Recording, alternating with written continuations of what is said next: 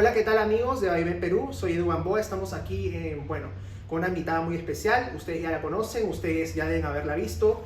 Ha sido ministra de la Mujer, ha sido colaboradora del presidente Pedro Castillo, ha formado parte de varios partidos del Nuevo Perú en algún momento y es profesora universitaria, es socióloga, ha llevado estudios en México y es una persona muy destacada de la política en los últimos años, es Anaí Durán, así que, bueno, tengo el gusto de saludar. Muchas gracias por aceptar mi invitación. Dime, sabemos que la vocación política viene, desde hace tiempo, desde que eras niña, desde que eras adolescente, desde los tiempos, las postrimerías del gobierno de Fujimori, digamos. Entonces, y también viene un poco de tu padre, ¿no? Sí, bueno, sí, yo tenía un ambiente muy politizado, no eran necesariamente militantes orgánicos al 100%, pero sí siempre era una familia que tenía una posición política y un interés sobre todo por el desarrollo del país, ¿no? Y yo, la verdad, desde que empecé la universidad, sí también tuve este interés por estar muy involucrada en la actividad política, porque, claro, constataba, además me tocó ingresar a la universidad en los tiempos de la intervención, ¿no? El desinterés tan grande que había de la mayoría de estudiantes frente a la política, ¿no? Había un hastío, supongo que por lo que habían sido los años anteriores de violencia, ¿no? Yo ingresé en el 95, justo cuando empieza la intervención universitaria. Y un trabajo también de la política como un trabajo de conectar con los intereses de la gente, de poder llevar adelante transformaciones, ¿no? Cambios positivos para la población, para los estudiantes en este caso, ¿no? Y creo que en esa línea hicimos un trabajo interesante de, por un lado, oponernos a lo que era la dictadura fujimorista, denunciar lo que estaba haciendo en términos de corrupción, violación de los derechos humanos, y por otro lado también reconstruir organización gremial, reconstruimos el Centro de Estudiantes de Sociología, politizar a los estudiantes con actividades de formación, de crítica, de debate. Y creo que ese fue como el comienzo, ¿no? de lo que puede ser mi involucramiento más directo con la actividad política. Y tú entras a la política partidaria, si mal no me equivoco, corrígeme, cuando entras a apoyar el Frente Amplio a Sembrar, pero ¿no? No, yo no soy de sembrar. Yo, la verdad, política partidaria he hecho poca. No creo que la política pase solamente por los partidos, ¿no? Son necesarios. Lamentablemente en el Perú tenemos una crisis muy estructural de los partidos políticos. Y efectivamente yo vuelvo de México y apoyo la campaña del Frente Amplio del 2016. Ahí me involucro toda la parte programática de lo que fue ese momento. Y luego ya paso a formar parte del Nuevo Perú, ¿no? ¿Y qué tal la experiencia en Nuevo Perú? Yo sé que al final no terminó muy bien, pero ¿qué es lo que puedes rescatar de esa experiencia? Mira, yo creo que sería interesante hacer un balance, ¿no? Creo que hay un déficit importante de organización política en el Perú. Creo que respondió a otro momento de la política peruana, ¿no? En 2016, el 2021. Bueno, creo que ameritaría otro tipo de reflexión, ¿no? Claro. ¿Y sientes que últimamente, después de la victoria de Pedro Castillo del gobierno, de Pedro Castillo del golpe que hizo, Dina Boluarte, ¿no? Que el contragolpe que hizo, después de estos últimos 2-3 años, desde la pandemia o después del inicio de la pandemia, hay dos almas muy marcadas dentro de la izquierda, una izquierda, digamos, que quiere ser dialoguista, que quiere ser muy cercana a los sectores más liberales, y otra izquierda que digamos que es más revolucionaria, que es más, digamos, incluso castillista. O sea, ¿sientes que hay dos almas muy marcadas dentro de la izquierda en el Perú? Hay más de repente, pero igual. Mira, yo no lo veo ya a estas alturas como algo de izquierdas, ¿no? Creo que ahí tenemos que, si algo nos ha debido enseñar toda esta crisis, es que ya la categoría de izquierda para el Perú en estos momentos no está explicando nada, ¿no? La gente que se ha movilizado no se ha movilizado por ser de izquierda. La gente que votó por Castillo no votó por Castillo por ser de izquierda.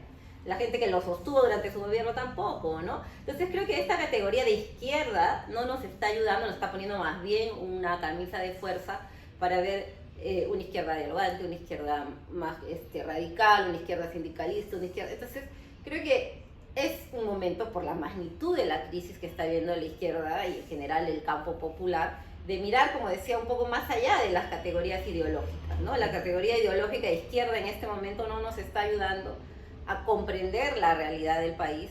Uno, porque la misma dinámica, el mismo devenir de eso que tú llamas izquierda, ¿no?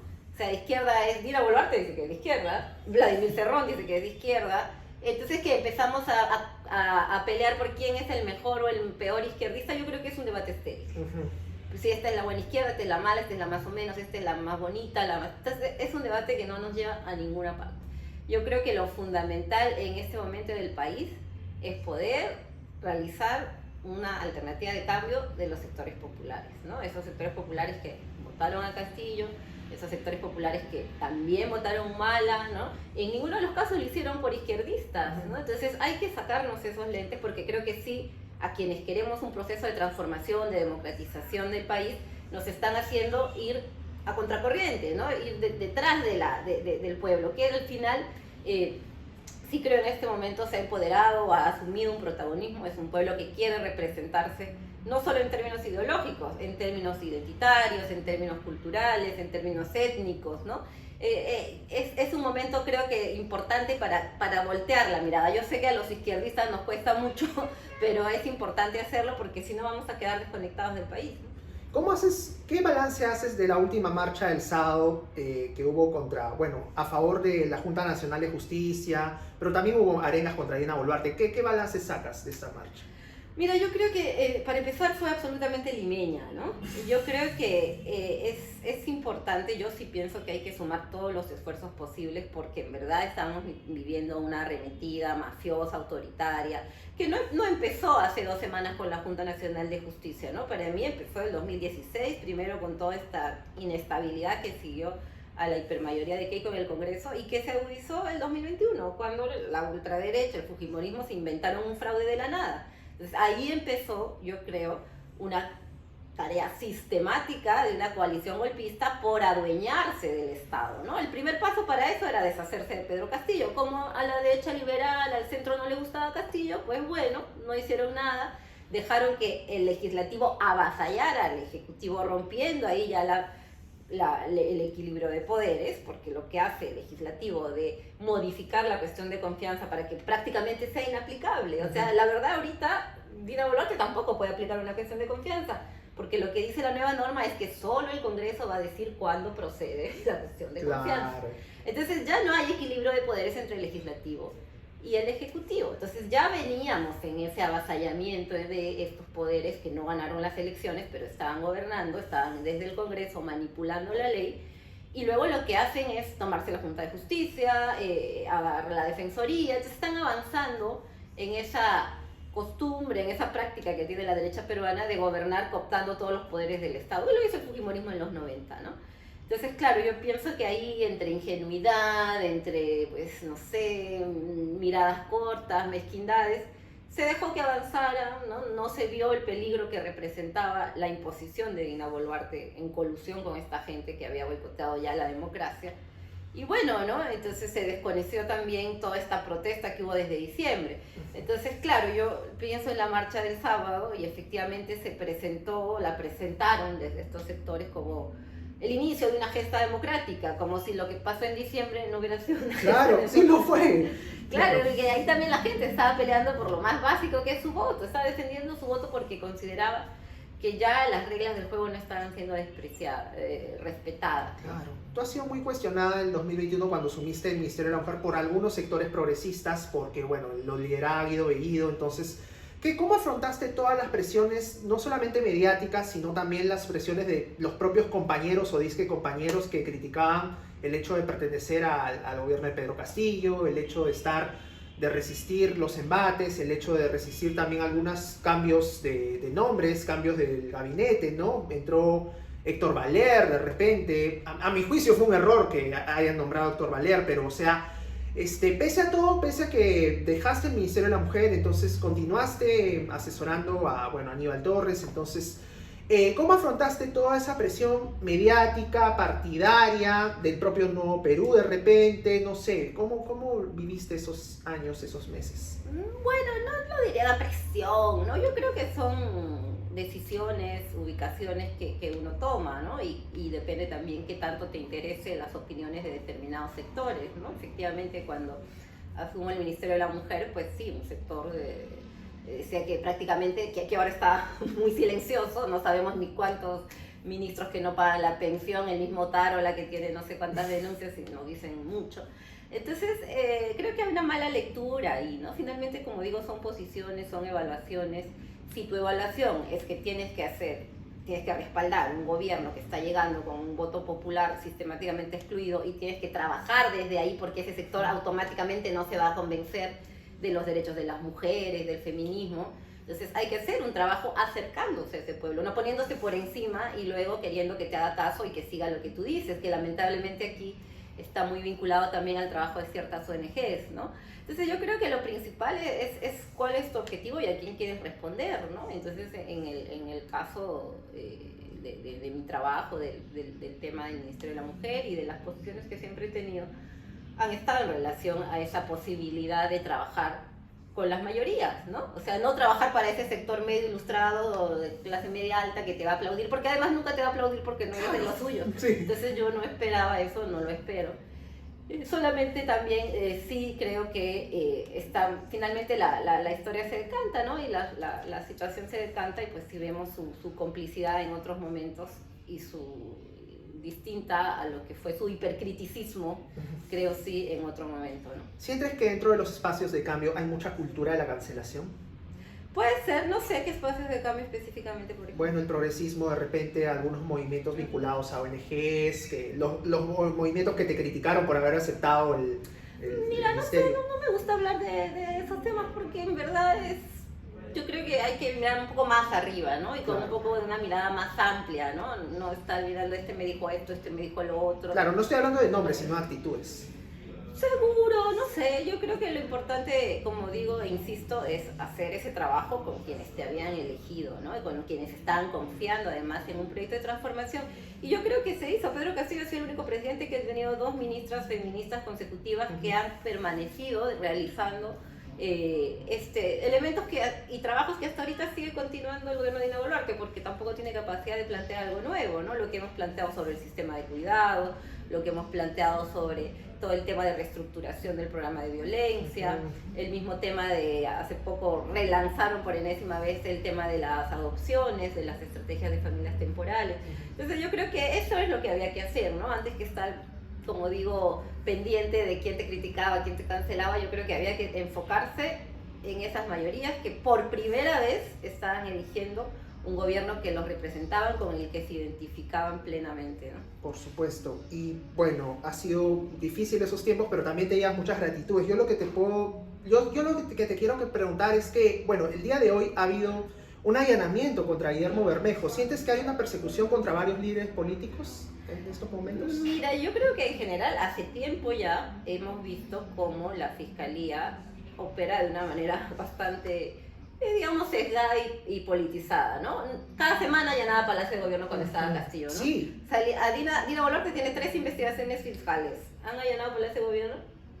No. Entonces no me vengan a decir ahorita que estamos en un Estado de Derecho imparcial, con separación de poderes, ¿no? Claro. Entonces, más allá de las responsabilidades de Bermejo, es un accionar que la Fiscalía ya viene teniendo sistemáticamente. Yo sí creo que estamos hace ya un tiempo, no de ahora, por lo menos unos 5 o 6 años, un proceso de judicialización de la política muy peligroso, ¿no? De los opositores al gobierno. Sí, de los opositores, lo vimos con el caso de gobiernos regionales, empezó con Goyo Santos, que, ¿no? Luego con el mismo Adubir, entonces sí ha habido un proceso sistemático, yo creo, de cargar más la rigurosidad judicial, el show mediático con determinados actores políticos y con otros puede ser muy discreto, ¿no? Ajá. A Otárola no le han allanado el despacho y el señor está procesado está investigado por todo el tema de las masacres de Ayacucho cuando fue ministro de Defensa y luego en Juliaca cuando fue premier. Entonces decimos, ¿por qué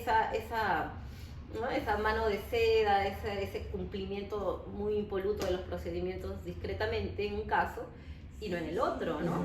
Entonces, obviamente yo sí creo que estamos en medio de un proceso de disputa político muy fuerte, ¿no? Y en la Fiscalía es expresión de esa correlación de fuerzas. Y no solamente lo vemos con el caso de Bermejo, sino con Betsy Chávez, claramente, ¿no? También, o sea, una prisión preventiva que no se le da a otros también investigados, ¿no? Claro, por supuesto. ¿Y sientes que, o sea, primero quería preguntarte, ¿cómo viviste ese 7 de diciembre? Ya no eras ministra, ya no eras asesora, pero ¿qué estabas haciendo el 7 de diciembre? ¿Cómo viviste ese día? Bueno, yo estaba trabajando en el Ministerio de Comercio Exterior, era asesora ahí y estábamos, creo que como mucha gente, organizándonos para la marcha de la tarde porque se iba a discutir la vacancia, ¿no? Ujú. Entonces, ¿no recibiste alguna llamada acerca de una noticia de que iba a haber golpe de Estado? ¿No te comunicaron nada? ¿No te dieron impresiones? No, no, yo era una trabajadora más, ¿no? Y como digo, estaba con muchas compañeras, de hecho nos juntamos con Lourdes Huanca, con una serie de compañeras en la Plaza de San Martín, que era donde iba a ser la marcha contra la vacancia, ¿no? Ajá. Entonces ahí es cuando se produce todo el mensaje del presidente por un lado, por otro lado luego todas las componendas del Congreso. Y creo que ahí en ese momento con los compañeros que ya estaban en la Plaza San Martín era lamentablemente previsible lo que iba a venir, ¿no? Ujú. Hubo gente que dijo, bueno, Dina será la opción, ¿no? Yo no entiendo cómo pudieron pensar. Lamentablemente muchos compañeros Se equivocaron. de izquierda, de progresismo, Hubo ingenuidad también en algunos. fueron a visitar. Es que la ingenuidad en política tiene costos muy altos, ¿no? Ujú. Entonces no sé por qué la fueron a visitar, la fueron a reunir, ¿no? Se abrazaron, Ujú. Yo no sé cómo esperaban que iba a salir un gobierno de transición democrático de una señora que estaba siendo juramentada después de haber sido limpiada de sus procesos. ¿Por quién? Por el Congreso, Por claro, el una Congreso, semana y el antes. Congreso no, pero no por el Congreso, por los sectores del fujimorismo y la ultraderecha Claro. que controlaban el Congreso. Entonces era obvio que ella se debía a ellos, ¿no? Ella no podía ser el gobierno que le diera la gana. Entonces lo único digno que le quedaba hacer, si tenía un poco de inteligencia, que yo creo que no la tiene, era renunciar, juramentar, si es que ella dice había vacío de poder, no sé qué. Juramentaba y renunciaba, eso así de simple. Pero bueno, entonces ese 7 de diciembre yo creo que ya estaba claro lo que iba a ser el devenir de lo que estamos viviendo ya casi 10 meses. ¿Es cierto lo que se menciona que hubo una reunión entre el ministro de Defensa y la embajadora estadounidense días antes? No lo sé. Es lo que se comenta mucho. Puede ser, sí, creo que ahí debe estar documentado, ¿no? Yo creo que sería un buen trabajo de investigación periodística como revisar todo lo que fue pasando ese día, ¿no? Y publicarlo, obviamente, ¿no? ¿Y por qué no se le ha tomado a los 70 muertos la importancia que tuvieron Inti Bryan? Mira, yo creo que hay varias cosas, ¿no? Más allá de Inti Bryan, ¿no? Porque creo que finalmente son dos momentos políticos distintos, Diferentes. ¿no? O sea, en el caso de noviembre, de las protestas contra Merino, pues es un momento donde se está acabando un quinquenio muy movido, ¿no? Ujú. Entonces ya quedaban 8 meses, los cálculos fueron ya que se vaya Merino, ponemos a alguien transitorio, y la mayoría de partidos se pusieron a enfocarse ya en la campaña electoral, ¿no? O sea, lamentablemente se produjeron 2 muertes, las muertes de Inti Bryan, pero creo que el momento político era otro, ¿no? La derecha pensó que lo podía manejar en el ámbito electoral. Ujú. Es distinto en el caso del 7 de diciembre, ¿no? Ujú. Las protestas se dan en un momento en que el gobierno apenas tenía 1 año y medio, o sea, ni 1 año y medio, tenía 1 año y 3 meses, ¿no? Entonces, en 15 meses se desata toda esta protesta, la gente viene a Lima, yo creo que también ahí hay una dosis grande de ingenuidad en cierto sentido, de no mirar bien el escenario, de pensar que si se fue Merino cuando nosotros no se movilizaron en Lima, ¿por qué ahora que nos vamos a movilizar más no se va a ir también Dina, ¿no? Ujú. Creo que ese fue el cálculo que hicieron en la evaluación que hizo mucha gente. Y claro, se desplazó a Lima, vino en masa, pero no fue lo mismo, no iba a ser lo mismo, ¿no? La correlación de fuerzas era otra. La derecha había logrado sacar a Castillo, que siempre vio como un obstáculo, y no se iba a ir fácilmente, ¿no? Al contrario, creo que su consigna fue demostrar que estaba dispuesta a todo para quedarse, y eso implicaba disparar, como hizo al final, ¿no? Hay varios que me aseguran que a Castillo no lo detuvieron, lo secuestraron. ¿Eso se puede afirmar? Mira, lo que hemos visto todos en televisión, en señal abierta, es que a un presidente en funciones, al cual le competen una serie de fueros, lo detuvieron en menos de 2 horas. Yo creo que todavía siendo presidente, y eso no creo que sea constitucional, ¿no? Creo que todo se vio como muy forzado para destituirlo, ¿no? Cuando obviamente no era un peligro, o sea, no estaba teniendo el control de las Fuerzas Armadas, policial, pero creo que fue el colofón, pues, del plan golpista que tuvieron desde el primer día, ¿no? ¿Y qué opinión te merecen algunas críticas sobre un supuesto gabinete en la sombra de Pedro Castillo? Mira, esa frase me parece nefasta, ¿no? Yo creo que ahí perjudicó a muchos trabajadores honestos. Claro. O sea, que trabajan, ¿cuál era la crítica que hacía? Creo que lanza esta idea Mirta Vázquez, ¿no? Ella dice, ella que era la jefa de gabinete, dice, no hacen caso a mi gabinete, creo que hay un gabinete en la sombra. Y, ¿por qué no te hacen caso, no? Te hubiera sido antes, la verdad. Tengo varias críticas con Mirta Vázquez. Y me parece que fue muy responsable de ella y de otros funcionarios deslizar esta idea de que había un gabinete en la sombra, ¿no? Yo creo que lo que había era trabajadores, colaboradores, ¿no? Tienen ya casi 1 año y medio o 2 investigando esto y todavía no pueden cerrar la acusación fiscal. Entonces, sí creo que hubo una hiperjudicialización, una hipercriminalización de cuánto colaborador tuviera Castillo, ¿no? Y creo que en este caso sí perjudicó a trabajadores muy serios, ¿no? Por ejemplo, Sandra Pay, una abogada que era parte del despacho presidencial, cajamarquina, una chica muy trabajadora que yo conocí en San Marcos, gabinete en la sombra. También tiene restricciones investigadas. Otro como ella, igual. Entonces sí creo que ha sido una cosa muy, muy nefasta todo ese periodo, como digo, que terminó perjudicando a profesionales honestos, ¿no? Claro, hay 3 demandas que unen a los sectores populares. Bueno, la nueva constitución, la asamblea constituyente que ya creo que hace 5 años que se está pidiendo, la renuncia de Dina Boluarte y la libertad y la restitución de Pedro Castillo. ¿Ves factible una restitución o es retórica nomás?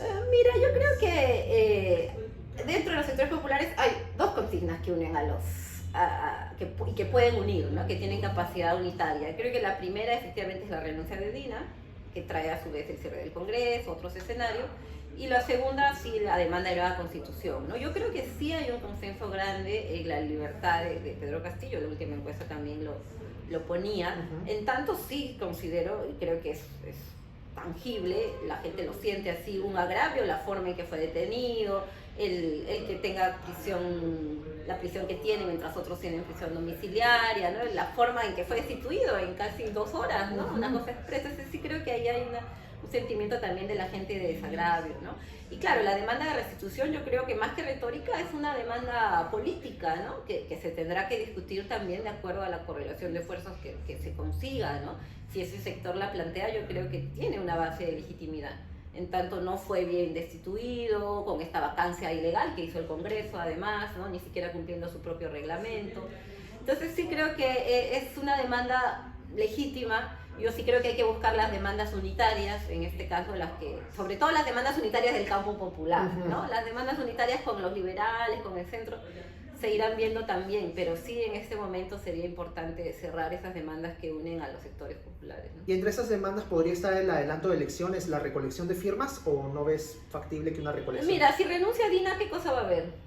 Nuevas elecciones. Ajá, claro. Entonces digamos que una cosa puede llevar a otra, ¿no? Lamentablemente esta demanda de adelanto de elecciones y las firmas la empezaron a usar estos sectores cuando ya Morados. estaba Castillo, ¿no? Entonces era un gobierno legítimo que apenas tenía medio año y ya empezaron con su adelanto de firmas. Y eso generó un desencuentro con los sectores populares, Claro. ¿no? Que ellos decían, ¿por qué vamos a adelantar las elecciones si hemos elegido un presidente por 5 años? Igual que se eligió a otros, ¿no? Claro.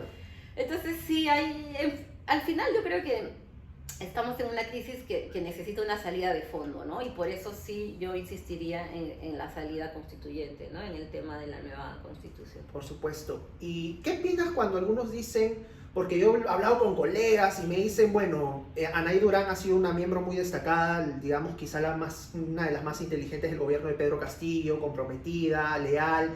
¿Qué sientes cuando algunos dicen que eres la escudera de Pedro Castillo? Pues no he escuchado eso, la Sí, verdad. sí, lo escuchaban colegas de repente que han dicho eso. Pues las cosas se toman como de quien viene. Claro, por No supuesto. tengo mucho que decir. Claro, en el colegaje hay mucha gente que se ha opuesto a Pedro Castillo, por supuesto, ¿no? Sí, bueno, son tiempos, yo creo que son tiempos como que de dirimir ciertas tensiones históricas, ¿no? Los que se quieren alinear en determinada línea, los que quieren pues construir otras cosas.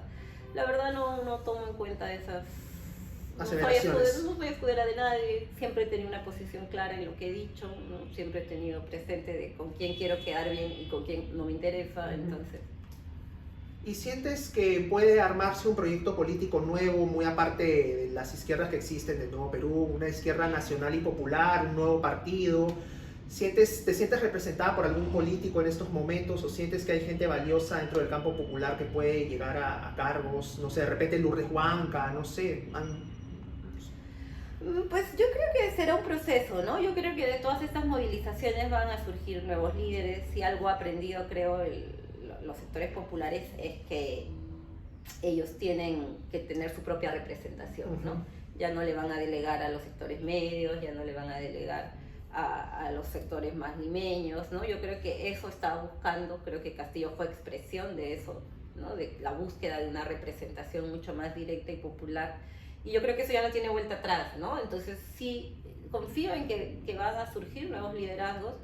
Vamos a ver cómo avanzan. Estamos, como digo, en un proceso muy definitorio, un proceso, ¿no? Están surgiendo nuevas cosas, ¿no? Yo creo que dentro de toda la gravedad de la crisis hay oportunidades. Entonces yo lo veo por ahí, ¿no? No creo tanto que se trate de que aparezca un nuevo partido, que sea lo máximo, que sí tenga esto. No, yo creo que son procesos más de base, más de societales, ¿no? Más de construirse, de organizarse, que redefinan la política de una manera más estructural, ¿no? Bueno, ayer ha habido protestas contra Dina Boluarte en Nueva York. Ha habido 2 o 3 personas que han estado dentro de la cumbre empresarial, esta reunión empresarial. ¿Cómo ves el hecho de que Dina Boluarte ya no puede ir a ninguna parte del mundo sin que la funen? Bueno, creo que es lo que se merece, ¿no? Sí.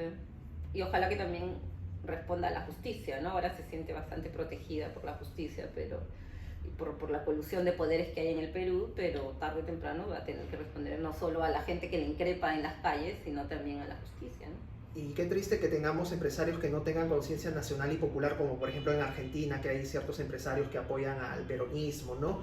En México también hay algunos empresarios que apoyan a López Obrador. O sea, siento que la clase empresarial está demasiado desconectada de lo que piensa la gente. Y lo vimos en ese momento el día de ayer cuando pifiaron a los manifestantes ahí, ¿no? Claro.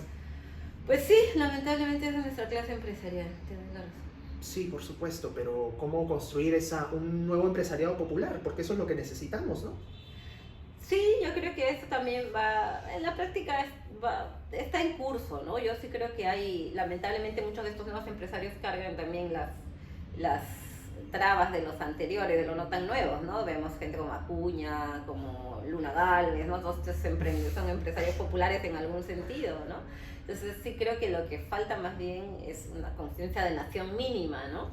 Que creo que históricamente pues la élite no la ha tenido, ¿no? La élite económica nunca la tuvo, ¿no? Y de soberanía más que, ¿no? Sí, claro, ¿no? Una conciencia de nación, de soberanía, sí. Y dentro de la izquierda latinoamericana sientes que también podría haber 2 almas, porque vemos, bueno, a Petro y a López Obrador defendiendo a Castillo, pero vemos a Boric con una posición bastante ambivalente, incluso favorable a Dina Boluarte. Sí, yo creo que efectivamente tanto Petro como AMLO representan una tradición política, ¿no? No solo de izquierda, sino también nacional, popular, de lucha, ¿no? De lucha, de trayectoria, ¿no? Creo que son como las últimas figuras del siglo XX, ¿no? Que han hecho una vida, ¿no? Dedicada a la política, 3, 4 postulaciones, ¿no? Y que tienen una conciencia no solo de su país, sino de Latinoamérica, ¿no? Yo no dudo que Boric tiene buenas intenciones, también seguro hace su homenaje allí, etcétera, pero él no ve Latinoamérica, no tiene esa conciencia, está más preocupado en reunirse con Zelensky de Ucrania y con Dina. Y con Dina, que ver a Bolivia, que está al lado, ¿no? Argentina. Pensar Argentina, en fin, ¿no? Creo que no es es un grupo no latinoamericanista, este Frente Amplio chileno, ¿no? Y bueno, lamentablemente no solo eso, también el enorme descontento y decepción que está generando en Chile por sus propias medidas, por su propia tibieza, por su propio dejarse avasallar por la ultraderecha, etcétera, ¿no? Claro, y esa división dentro de la izquierda latinoamericana la vemos creo que desde la muerte de Chávez, ¿no? Sí, yo creo que, aunque todavía sobrevivió un poco, ¿no? En fin, yo creo que hay ahí esta necesidad de reconstruir un proyecto soberano latinoamericanista, ¿no? Que Chávez tuvo esa claridad, efectivamente. Pero también estuvieron Correa, estuvo Lula, ¿no? Creo que Lula ha vuelto también con esa iniciativa. Quizás lo sumamos a estos otros 2 presidentes que hablábamos, ¿no? Pero como digo, son una especie casi en extinción, ¿no? Claro. O sea, esta nueva generación, ¿qué nos depara? Claro, bueno, depende también de con quién te criaste, quiénes te formaron, cómo ideológicamente te defines, ¿no? También Y son influye mucho. trayectorias vitales también, ¿no? O sea, Lula es un luchador de toda la vida, más allá de sus posturas geopolíticas de Brasil que tienen que defender, ¿no? El mismo AMLO también, ¿no? Desde adolescente, Petro, en fin. M19. Entonces sí, es trayectorias vitales, ¿no? Que te permiten ubicarte también frente al mundo, ¿no? Claro, y una pregunta un poco personal, ¿te gustaría ser presidente? No, la verdad que no. La verdad que no me lo he planteado. Yo siempre he vivido la política como parte de mi vida, de mi quehacer académico, de mi quehacer universitario, etcétera, ¿no? Pero siempre tenía distancia de los puestos de representación, ¿no? Ah, y no, yo creo que hay una pésima costumbre en el Perú que todo el mundo se cree presidente. O sea, todo el mundo cree que puede ser presidente. O sea, Claro. yo creo que necesitamos una regeneración muy grande de la política como un esfuerzo colectivo, ¿no? Entonces sí creo que ahí hay también la necesidad de una politización, y eso es algo bueno que trajo el 7 de diciembre. La gente se politizó, empezó a cuestionar no solamente un tema sectorial de mejora salarial, de lucha contra la mina, de lucha por el precio de la papa, sino que empezó a cuestionar el modelo, el sistema, a la presidenta Dina Boluarte, por qué era presidenta, por qué no. Entonces hubo un debate, una politización. Eso necesitamos, no cada... No nombrar a dedo, este va a ser presidente. No, no, no sé, levantas una piedra y surge alguien que dice, yo quiero ser el presidente, ¿no? Y que va a ser su partido. Ya tenemos casi 50 partidos, ¿no? Entonces, Sí. es un drama de la política nacional, no solo de la izquierda, ¿eh? O sea, es un drama de la política nacional. Yo no sé cómo será en otros países, pero yo creo que me sorprende la cantidad de gente que he escuchado en esta coyuntura que quiere ser presidente. O sea, por lo menos unos 25. Ujú. ¿Dina llega al 2026, tú crees? No lo sé, no podría afirmarlo o negarlo. Yo creo que ahí la cancha está abierta y no depende de ella, ¿no? Depende del Congreso y específicamente del fujimorismo y la derecha. Y, o sea, y también de la CONFIEP también, ¿no? Sí, pero ellos son expresión en el Congreso, ¿no? Tienen ahí sus correlaciones. Van a haber movilizaciones este año, de repente por el primer aniversario del golpe, no sé, en octubre se anuncia también. ¿Cómo ves? ¿Tú ves que habrá más organización en los próximos meses? Mira, va a haber movilización. Yo creo que sí, no ha dejado de haberla, ¿no? Esta movilización que se anuncia para el 12 de octubre, pues, a diferencia de la otra, pues puede tener un carácter más nacional, ¿no? No solo en Lima. ¿Qué tanto más organizada sea? No lo sé, ¿no? Ahí también tenemos un problema más estructural de fragmentación, ¿no? Pero sí creo que no va a dejar de haber movilización. ¿Y sientes que esta crisis que está originando puede darle una mayoría absoluta a los movimientos populares? ¿Existe esa posibilidad o sientes que podría haber un nuevo gobierno o congreso fragmentado? Sí, lamentablemente el sistema político lleva a eso, ¿no? Por eso la necesidad de hacer un cambio de fondo, de llamar una asamblea constituyente. O sea, este sistema político ya es un engendro de parlamentarismo, presidencialismo, intervencionismo en el poder judicial. Entonces, se va a ir este congreso y van a dejar toda esta maraña de leyes y maniobras, de alteraciones a la Constitución que han hecho de espaldas al pueblo, ¿no? Un cambio tan sustantivo como pasar del presidencialismo al parlamentarismo debió haberse consultado en un referéndum, ¿no? Entonces, con maniobras parlamentarias han terminado de destruir el sistema democrático, lo poco y precario que había. Entonces yo no podría asegurar que se va en 2025-26 Dina y va a entrar una fuerza popular consolidada, un pueblo organizado. No, porque el sistema tiende a la fragmentación. Y como digo, además tiende al parlamentarismo. Entra nuevamente un presidente sin mayoría absoluta y la historia va a ser la misma, ¿no? Entonces sí creo que esa es la importancia de insistir en una nueva constitución, ¿no? Porque el sistema político no puede pensar separado del sistema económico, del Estado, de la sociedad. O sea, hay que pensar ese conjunto y eso se hace en una asamblea constituyente, ¿no? Entonces sí creo que estamos a tal punto de la crisis que eso es, creo que, lo más importante ahora, ¿no? ¿Ha habido una intención de ignorar mediáticamente lo que ha pasado a partir del 7 de diciembre? Y lamentablemente muy pocos medios han cubierto en un inicio la crisis, pero ha habido algunos medios, por ejemplo el canal Red, La Base. Yo creo que Pablo Iglesias, digamos que ha sido uno de los pocos en alzar la voz de alerta, ¿no? Por ejemplo. Sí, yo creo que el rol de la prensa alternativa y la prensa internacional también alternativa ha sido muy importante para dar a conocer lo que pasó en el Perú, ¿no? Bueno, oye, muchas gracias por haber estado aquí. Bueno, gracias a ti y seguimos en contacto. Nos vemos.